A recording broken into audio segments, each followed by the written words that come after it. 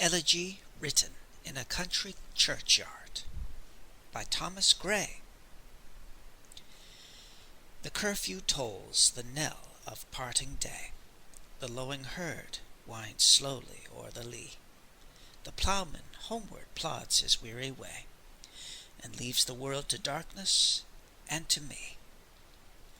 Now fades the glimmering landscape of the sight, and all the air a solemn stillness holds, save where the beetle wheels his droning flight, and drowsy tinklings lull the distant folds.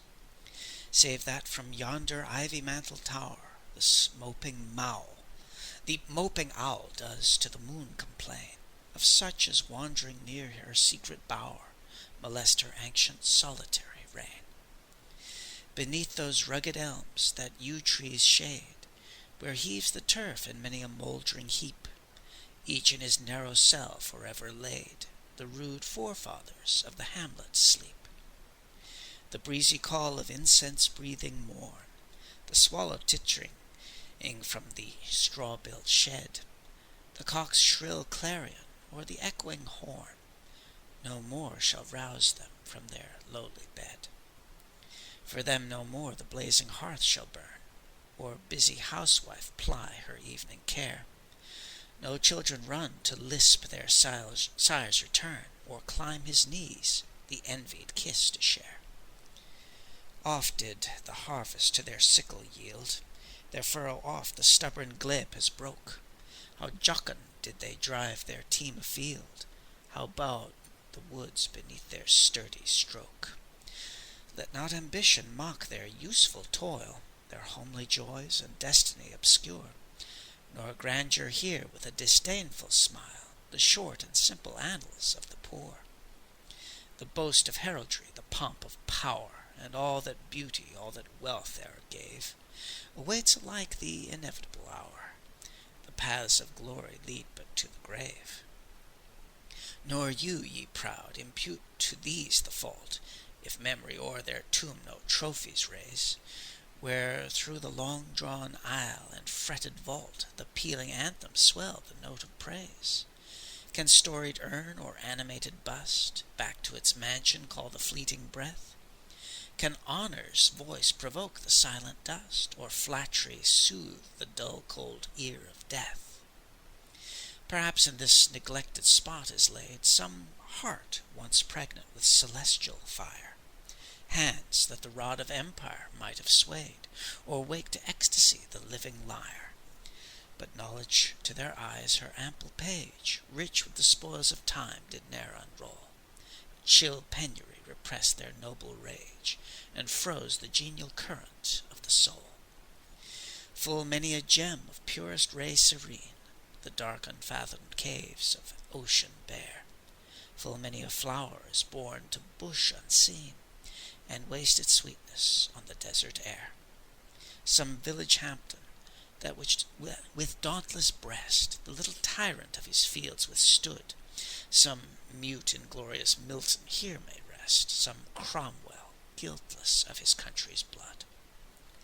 The applause of listening senates to command, the threats of pain and ruin to despise, to scatter plenty o'er the smiling land, and read their history in a nation's eyes.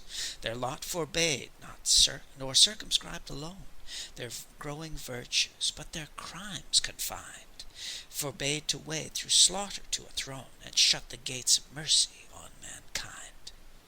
The struggling pangs of conscious truth to hide, to quench the blushes of ingenious shame, or heap the shrine of luxury and pride with incense kindled at the muse's flame.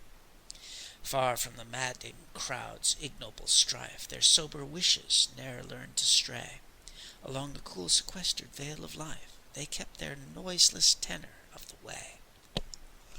Yet e'en these bones from insult to protect, some frail memorial still erected nigh, with uncouth rhymes and shapeless sculpture decked, implores the passing tribute of a sigh. Their name, their years, spelled by the unlettered muse, the place of fame and elegy supply, and many a holy text around she strews, that teach the rustic moralist to die. For who to dumb forgetfulness a prey, this pleasing anxious being ere resigned, left the warm precincts of the cheerful day, nor cast one longing, lingering look behind? On some fond breast the parting soul relies, some pious drops the closing eye requires. E'en from the tomb the voice of nature cries, e'en in our ashes live the wonted fires. For thee, who mindful of the unhonored dead, dost in these lines their artless tale relate, if chance by lonely contemplation led, some kindred spirit shall inquire thy fate. Haply some hoary-headed swain may say, Oft have we seen him at the peep of dawn, brushing with hasty steps the dews away, to meet the sun upon the upland lawn. There at the foot of yonder nodding beech that wreathes its fantastic roots so high, his listless length at noontide would he stretch, and pore upon the brook that babbles by. Hard by yon wood, now smiling as in scorn, muttering his wayward fancies, he would rove, now drooping, woeful, wan, like one forlorn, or crazed with care, or crossed in hopeless love. One morn I missed him on the customed hill, along the heath and near his favourite tree. Another came, nor yet beside the rill, nor up the lawn, nor at the wood was he. The next with dirges due in sad array, slow through the churchway path we saw him borne. Approach and read, for thou canst read the lay, graved on the stone beneath yon aged thorn. The epitaph. Here rests his head upon the lap of earth, a youth to fortune and to fame unknown. Fair science frowned not on his humble birth, and melancholy marked him for her own. Large was his bounty, and his soul sincere, heaven did a recompense as largely send. He gave to misery all he had, a tear. He gained from heaven, 'twas all he wished, a friend. No farther seeks his merits to disclose, or draw his frailties from their dread abode. There they alike in trembling hope repose, the bosom of his Father and his God.